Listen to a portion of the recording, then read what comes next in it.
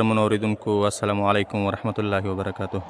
په دې تمه چې تاسې ټول راکروغ او خوشحاله اوسئ. قدرمنو اوریدونکو، تاسې د شاهین ناول څلورمه برخه تېره شپه واورېدله.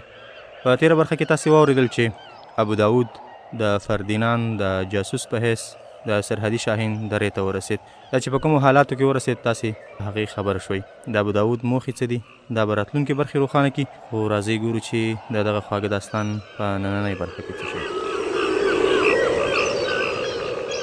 د دوی کوربه ربیعي چې سترګې وغړولې د شمې په رڼا کې ولیدل چې په یوه پراخه کوټه کې پرته ده.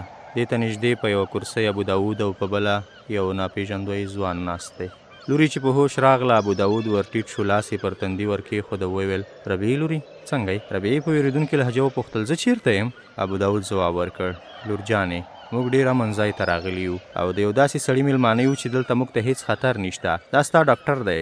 د کوټې په بله برخه کې میریا په بستره غځېدلې وه.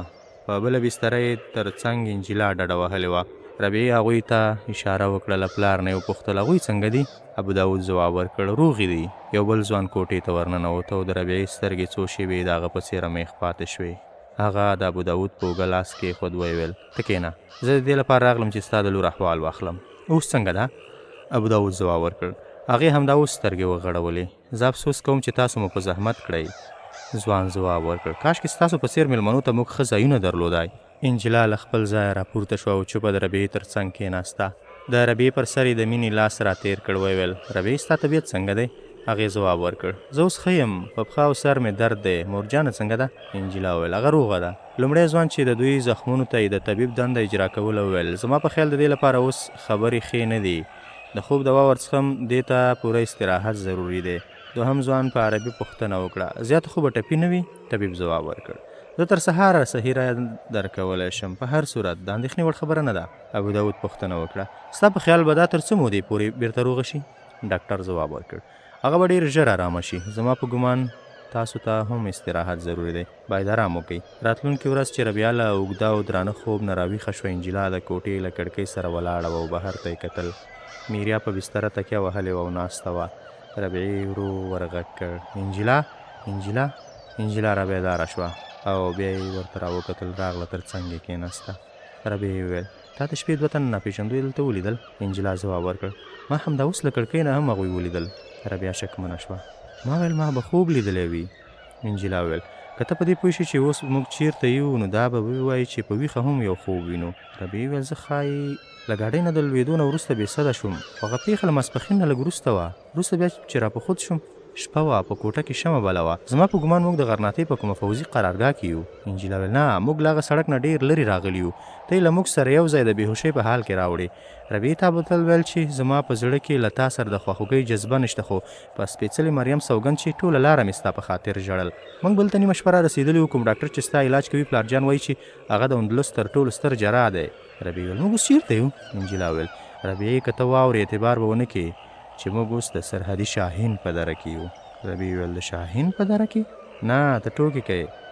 ربیعي د کېناستلو هڅه وکړه، خو خپل خوږ سر یې په دواړو لاسو ونیو او بېرته څملاسته. ویل: انجلا، انجلا، رښتیا ووایه، ما مه ځوروه.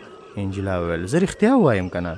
ربیعي ویل: خو زه په دې خبره نه پوهېږم، ناممکنه راته ښکاري. انجلا ویل: ربیعي، ته به دا هم ونه منې چې سرحدي شاهین تا لیدلی دی، او نه یوازې دا چې لیدلی دی، بلکې خو زه ویرېږم چې جګړه به راسره کې. خو په سپېڅلې مریم سوګند زه دروغ نه وایم، ته له هغه سره ښه ډېر ساعت نږدې وې. ربیعي په وارخطایي ویل: ستا مطلب څه دی؟ انجلا ویل: زما مطلب دا دی چې ستا د ژوند څو قیمتي شېبې له هغه سره تېرې شوي دي. ربیعي مور ته یې ورچیغه کړه: مورې، مورې، انجلا منع که. میریا په خندا ویل: انجلا رښتیا وایي که نه؟ په دې کې ستا د ویرې ته څه ضرورت نشته دی، خو ته بېسده وې. ربیعه بېوسه شوه. انجلا ته یې وکتل. انجلا خپله خندا را قابو کړه. ویل: ربیعي، وېرېدو ته اړتیا نشته، هغه ته په خپل اس ورسره راوړې. که ستا پر ځای زه بېهوشه وای، نو له ما سره به داسې کېدل. ما ګمان کوو چې شاهین به یو ډېر وحشي انسان وي، خو هغه لکه چې کومه پرښته ده. پلارجان ستا د په هوش راوستلو نه ناامیده شوی و، خو هغه یو ځل ستا نبض ونیو او بیا یې سمدستي ویل چې زه دا د اندلس تر ټولو ښه طبیب ته ورولم. زما امید دی چې ژوندی پاتې شي. تاسو زما له ملګرو سره راځئ. ما خپل دوست وبولی او پلارجان ویل: زه نه پوهېږم چې ته څوک یې، خو که زما د لور ژوند بچ کړې، زما د طلا او جواهرو ډک صندوق ستا شو. هغه ځواب ورکړ: ته ما د احسان خرڅونکو په ډله کې مه شمېره. زما ملګري به ستا د طلا او جواهرو ساتنه هم کوي. او دا یې وویل او بیا یې آس وځغلاوه. موږ چې کله نیمه شپه دلته راورسېدو نو پوه شو چې د ته له موږ نه ډېره وړاندې را رسېدلې وې. ربیع وویل خطا ته دا څه ور معلومه شو چې هغه سرحدي عقاب دی؟ انجیلا وویل اوس ستا له راویښېدو نه لږ مخکې پلارجان وویل. ربیع وویل نو هغه مول وهلی چې ځان یې په خطر کې واچوه زموږ ګاډۍ یې ودروله سرحدي شاهین و؟ انجیلا وویل هوکې. او د شپې په دریمه برخه کې هغه ستا پوښتنې ته راغلی و. هغه مخکې هم 3 ځلې ستا د پوښتنې لپاره راغی.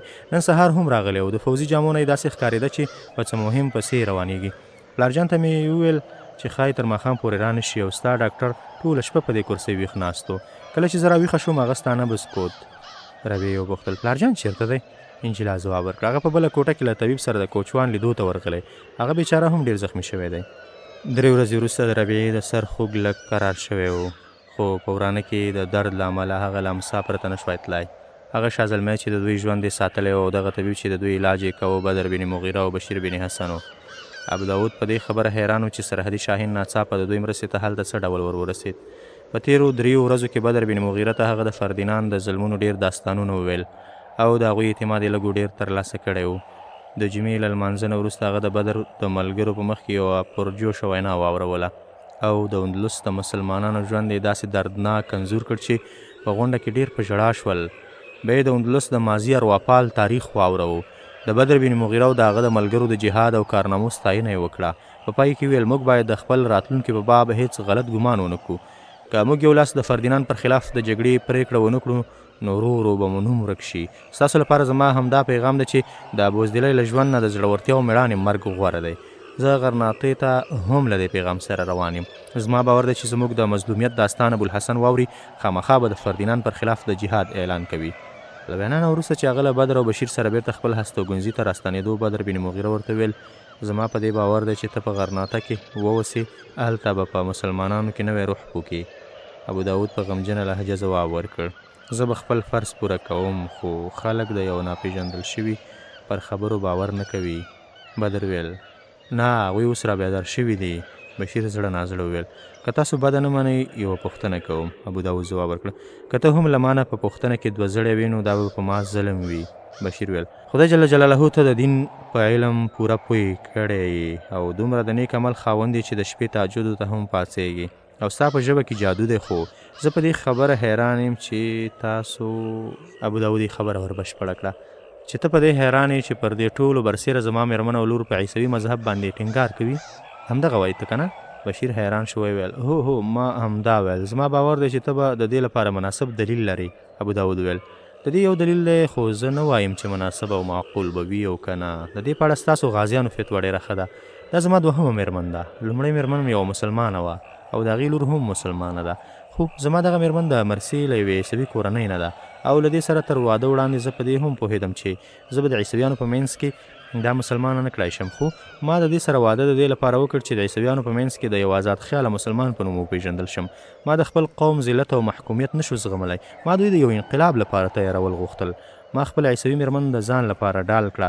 تر اوسه پورې ما خپل هدفونه دې ته نه دي ښکاره کړي تر دې چې دی هم زه د اندلس د هغو زرګونو مسلمانانو نه بیل نه یم بللی چې دین ته یې شا کړه او له مذهب نه لرې شول بلکې خپلو هم مذهبو ته وایي چې موږ تر اسلام نه عیسویت ته زیات نږدې یو.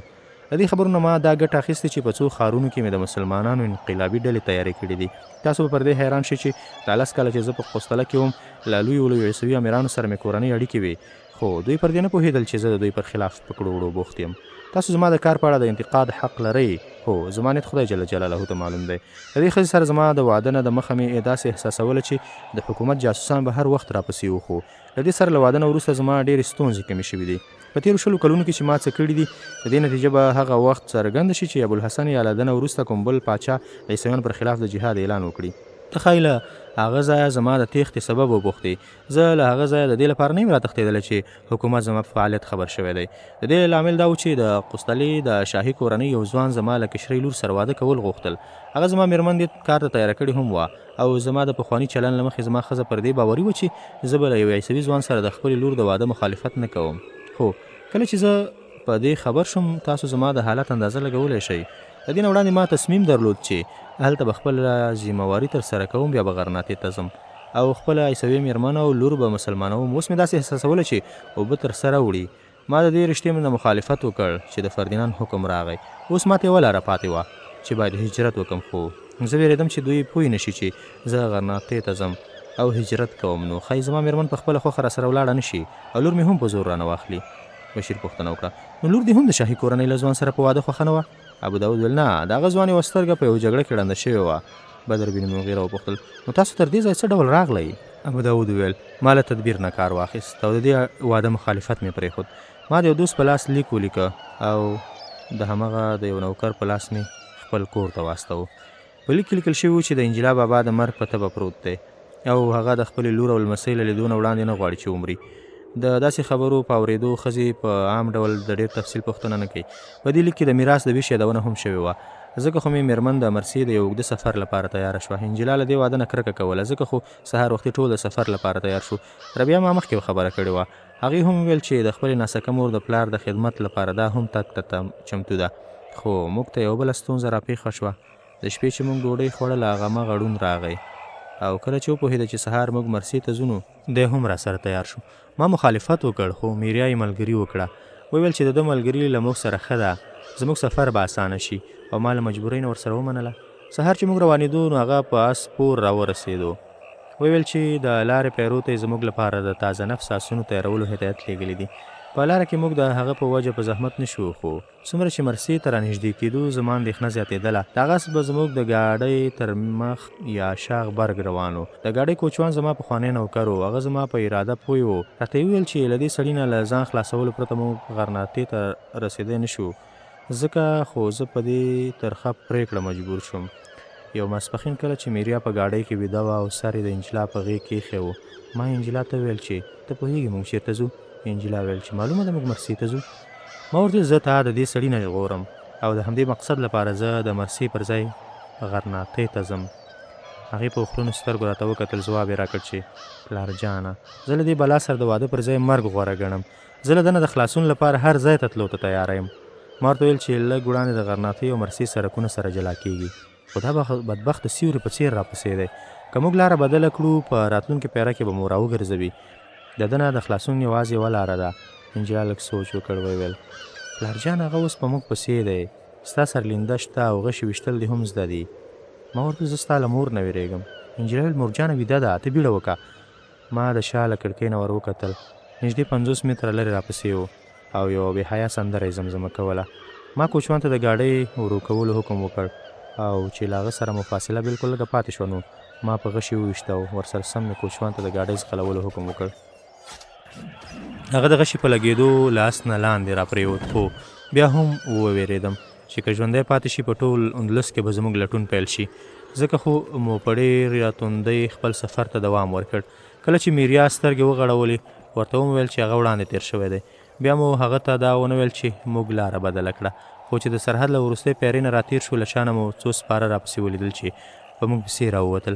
ما د هغوی په ګړندي رفتار شک وکړ او کوچوان ته مې د ګاډۍ د ګړندي کولو امر وکړ.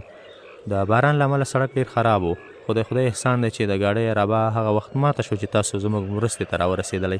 موږ ځکه تر سرحده د رارسېدو موقع ومونده چې زما په ګماني لومړی زموږ لټون د مرسي په لاره کړی و او هلته چې زموږ څه نښه ونه لیدله بیا به یې د غرناطۍ لارې ته بم شوی وي.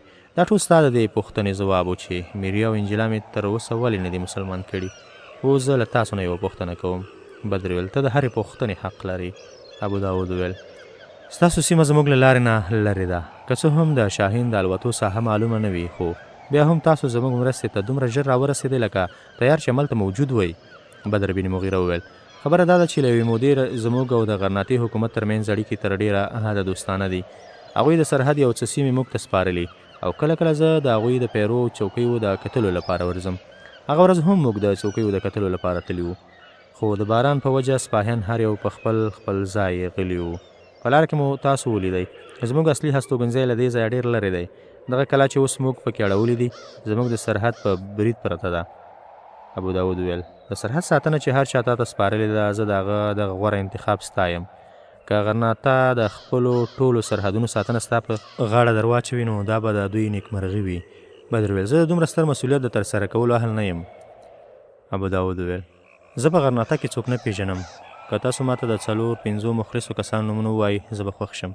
بدر بن مغیره ویل زه به داسې چاته لیک درکړم چې د هغه په وجه به په ټوله غرناطه کې بلد شي، خو زما په ګمان ته باید ډېرې شپې دلته پاتې شي. څنګه بشیره د ده لور به څه وخت د تګ راتګ وړ شي؟ بشیر ځواب ورکړ انشاءالله په 1 هفته کې به بالکل روغه شي. دغه کله چې ابوداود د بدر بن مغیره د میلمه په حیث پکې اوسېده، داسې ځای و چې له بهرنیو حملو نه پامن نه و. د کلا برجونه هم ډېر پاخه نه وو چې له بهر نه د لوی حملې تاب راوړای شي. له زغل سره د لیدو نه وروسته به بدر بن مغیره چې کله کله د پیرۍ د کتلو لپاره راتلو نو په دې کلا کې به اوسېدل.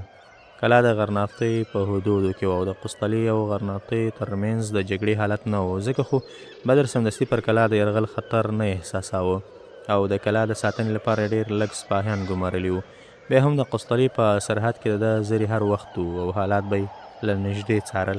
د ابوداود له راتګ سره یې پیرداران لږ زیات کړل. معمولا به هغه په دې کلا کې 3-4 ورځې تېرولې او د غرناطۍ د سرحدي پیرو او ګزمو له انتظام نه وروسته به بېرته ځنګل ته ستون شو.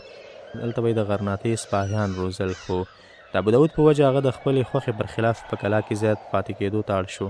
خو بیا به هم 3-4 ورځ یو ځل خامخا خپل لوی مرکز ته تلو. هلته به یې خپلو ملګرو ته لازم هدایت ورکړل او بېرته به سرحدي کلا ته راستون شو. که څه هم د ابوداود د دروغ افسانې په اورېدو د هغوی یو څه اعتماد راغلی و، خو بدر د زغل او یا موسی له لیک پرته چاته خپل لوی مرکز ته د ورتلو اجازه نه ورکوله او دا خطر یې نشو قبلولی، ځکه خو د ربیعې د علاج لپاره بدر بشیر هم دغه کلا ته راوغوښت.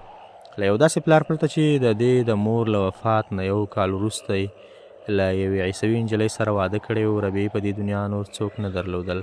کله چې په ښه بده پوهېدلې وه، دا ورته ویل شوي و چې د مور د وفات په وخت د دې عمر له 1 کال نه هم لږ و. هغې د عمر لومړي 14 کلونه په پلیتله کې له ماما سره تیر کړل. د ډېرو نورو خلکو په څیر د عیسویانو ورځ په ورځ زیاتېدونکي ظلم د هغه د ماما کورنۍ هم غرناطۍ ته په هجرت مجبوره کړه. د ربیعې ماما دا له ځانه سره غرناطۍ ته بیوله، خو ابوداود پرې نه ښودله او بالاخره ربیعه له خپل پلار سره قسطلۍ ته ولاړه. په قسطله کې هغې ته د پلار د کور چاپېریال بالکل بدل و. د هغې نسکه مور او خور عیسویانې وې. پلار یې د عزت او شهرت په هوس کې د پلرونو له دین نه ډېر لرې شوی و. د قسطلۍ عیسویانو هغه یوه ذات خیاله مسلمان باله. هغه د عیسویانو په مجلسونو کې د قرآن عظیم شان تلاوت کوه او زیاتې پرجوشه ویناوګانې به یې کولې. د عیسویانو راهبانو لوړې طبقې ته دا څرګنده و چې ابوداود د مسلمان په جامه کې د مسلمانانو تر ټولو بدترین دښمن دی، ځکه خو د نورو مسلمانانو په څیر د خپل مذهب پرېښودلو ته اړ نه کړ. ځینو د ژور نظر خاوندانو مسلمانانو په هغه شک کاوه، خو د عوامو اکثریت ته هغه دا باور ورکړی و چې د پادشاه په دربار او د عیسویانو په لیکو کې دننه هغه مسلمانانو ته څه کولی شي په جومات کې نشي کولی. ابوداود په مختلفو ښارونو ته تلو، هلته به یې پټې ډلې جوړولې، احساساتي مسلمانان به یې راپارول، بیا به یې ټول راز عیسوي حاکمانو ته ووایي او له هغه ځایه به ورک شو. عیسوي حکامو به هغه یو یو ونیو او د دوسیې نه پرته به یې غرغره کړل. د دې خدمتونو په بدل کې ابوداود ته فردیناند طلایي مډال او لوی پاپ د سپینو زرو صلیب وربخلی و. ربیعه په عادتونو او خوی کې د پلار ضد وه او د دې وجه دا و چې د عمر 14 لومړني کلونه یې له ماما سره تیر کړي وو. د ماما د کور چاپېریال هغې ته د اسلام مینه ښوولې وه. د مسلمانانو د موجوده مظلومیت احساس یې په زړه کې د قسطلۍ د نصرانیانو پر خلاف کرکه او غصه راپارولې وه. د وړوکتوب احساسات یې لا نه وو پاخه شوي، خو د پلار د کور تریخ ماحول یې تل د ماما کور ور یاداوه او د دې د یادونو پخوانۍ خوږې پیښې به یې هر وخت د پریشانه ژوند شیبې ور رنګینې کړي. کله به چې د ښار یو پاپ د دې ناسکه خور انجلا ته د انجیل د درس لپاره کور ته راته، دې ته به هغه بوډا عالم ور په یاد شو چې د ماما په کور کې به یې د قرآن عظیم شان تعلیم ورکاوه او چې د دې ناسکه مور به ورته ویل چې ته هم له انجلا سره یو ځای انجیل لوله، نو دا به چوپه بلې کوټې ته ولاړه او قرآن کریم به یې تلاوت کاوه. انجلا به هره یکشنبه کلیسا ته تله او ربیعه به د یوې مسلمانې ګاونډۍ کره ولاړه. هغه یې پخوا د مور ملګرې وه. ربیعې چې د پلار په کور کې 2 کاله تیر کړل، خبره شو چې ماما یې له کورنۍ سره له غرناطۍ نه مراکش ته تللی. د دې خبر اورېدو نه وړاندې به یې دې کله کله زړه ته تسلي ورکوله چې تقدیر به یې دوی یو ځل بیا سره یو ځای کړي او دا به د ماما کورنۍ خپلوان ټول بیا هم وویني. خدای جل جلاله ته به یې تل همدغه دعا کوله. خو کله چې واورېدل هغوی مراکش ته تللي دي، زړه یې مات شو او تر ډېرو ورځو پورې پټې اوښکې تویولې. ابوداود په خپلو ټولو بدیو د پاسه له ربیعې سره زیاته مینه درلوده. میرا به تل دا شکایت کوو چې له انجلا سره دومره مینه نه کوي لکه له ربیعې سره. خو هغه به دا ځواب ورکوي چې ستا په موجودیت کې انجلا زما مینې ته ضرورت نه لري، خو ربیعه په دې نړۍ کې له ما پرته بل څوک نه لري. میریا ډېره توندخویه ښځه وه او ربیعې ته یې په خپل چلن ورښوولې وه چې نفرت دې کوي. انجلا د مور په څېر مغروره وه، خو په سینه کې داسې زړه و چې د مور په څېر یې د ربیعې محبت ته په کرکه او حقارت ځواب نشو ورکولی. هغې به کله کله چې دا احساسوله چې مور یې زیاتی کوي، نو دې به د ربیعې پلوي کوله، خو د مذهب په باب دا هم د مور په څېر متعصبه وه. ربیعې له هغې سره له مذهبي بحث نه ډډه کوله، خو بیا به هم کله کله د میریا او انجلا ځینې خبرې دې ته له زغم نه وتې وې او په ناندریو به ورسره مجبوره شوه. د دوی په دې شخړو کې به د منطق او دلیل پر ځای له احساساتو نه زیات کار اخیستل کېده. میریا او انجلا به هغه د فردیناند له شان او دبدبې او د روما د عیسوي پاچاهانو د ځواک او هیبت نه ویروله، او ربیعې به بیا د طارق بن زیاد، موسی، عبدالرحمن او یوسف بن تاشفین کیسې ورته کولې. میریا او انجلا به ویل چې فلاني راهب ته زیری ورکړی شوی چې له اندلس نه د مسلمانانو د شړلو لپاره خدای فردیناند غوره کړی. دی به په ځواب کې ویل چې ما ابوالحسن په خوب لیده چې پر قسطله د مسلمانانو د بري بیرغ ورپوي. د مغیره د وژل کېدو د خبر په اورېدو میریا او انجلا هم د نورو عیسویانو په څېر خوښي نمانځله، خو ربیعه دومره پرې خفه شوه چې تر 3 ورځو پورې له چا سره خبره ونه کړای شوه. له هغې نه وروسته د سرحدي اوقاف په لارښوونه چې د کاونټ سنتیاګو په ماته ربیعه څومره خوشحاله وه، هومره میریا او انجلا پرې خفه شوې. له هغې وروسته به چې کله د دوی په کور کې مذهبي بحث پیل شو، د سرحدي شاهین یادونه به پکې خامخا کېدله. میریا او انجلا به هڅه کوله چې نوم یاد نشي، خو ربیعې به یې په خوند کارنامې او حماسې ستایلې. د شپې به چې انجلا او مور یې د سپېڅلې مریم د بت په وړاندې په ګونډو شوې او د عیسویانو د بري دعا به یې کوله، نو ربیعې به په ځانګړې کوټه کې له لمانځه وروسته د سرحدي شاهین د بري دعا غوښته. یو ورځ میریا ابوداود ته شکایت وکړ چې ربیعه زموږ د پاچا د دښمن خیر غواړي. ابوداود ربیعه وترټله او مینت یې ورته وکړ. بیا یې ورته ویل چې که ته نه غواړې چې حکومت موږ باغیان وبولي او په غرغره مو کړي، نو د سرحدي شاهین په اړه د احساسات قابو کا. زه تا ته په دې څه نه وایم چې ولې دې د مور په مذهب نه یې، خو نه غواړم چې د فردیناند په دربار کې زما تر لاسه کړي عزت ستا له لاسه په خاورو ګډ شي. سرحدي عقاب یو باغي دی او د وخت په راتلو به د فردیناند لښکر هغه وځپي او مات به یې کړي. ربیعې د لومړي ځل لپاره احساس کړ چې د دې پلار سره له دې چې د علم او پوهې خاوند دی، له هغو خلکو سره توپیر نه لري چې په اندلس کې د مسلمانانو له بیا راپورته کېدو نه ناهیلی شوی او خپلې هیلې اوس په خپلو عیسوي بادارانو پورې تړلي. له دې وروسته هغې د پلار په مصروفیتونو له ژور غور وروسته پر دې پوه شوه چې پلار یې اوږده موده له کوره بهر وي، نو فردیناند ته په خدمت بوخت وي او هغه د فردیناند لپاره مهم خدمتونه ترسره کوي. ربیعې ځان یوازې احساس کړ. ټول چاپیریال ورته پردی شو او چې څومره یې عمر زیاتېده دغه احساس ورسره زیاتېده.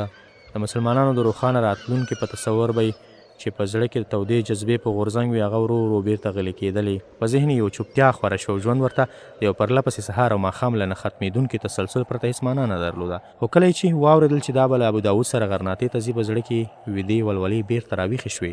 هغې ته د ابوداود د هدف علم نه و، خو بیا یې هم د سفر په هر پړاو په زړه کې نوې جذبې راوچتېدې. د غرناطې ډول ډول منظرې په سترګو کې راګرځېدې. د دې سفر په دوران کې څو ځله د سرحدي شاهین یادونه راغله. میریا له هغه نه زیاته وېرېدله او د ابوداود د احتجاج سره سره به یې هرې نوې پیرې ته په رسېدو پوښتل، زموږ په لاره کې خو به د سرحدي شاهین د حملې خطر نه وي؟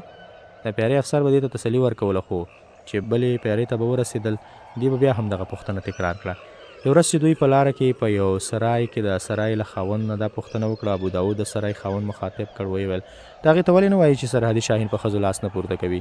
ربیعې به د خپلې ناسکه مور د پوښتنې په ځواب کې د خلکو خبرې په ډېره مینه اورېدلې او د دې د خیال مرغه به له غرناطې نه د غره د لمن هغه ځنګل ته ورسېد چې یو له اسرارو ډک غازي څو کاله وړاندې سنتیاګو ته له عبرته ډکه ماته ورکړې وه او دی به د پلار په دې دعوا افسوس کوو چې لاره د سرحدي شاهین د الوتو له ساحې نه لرې.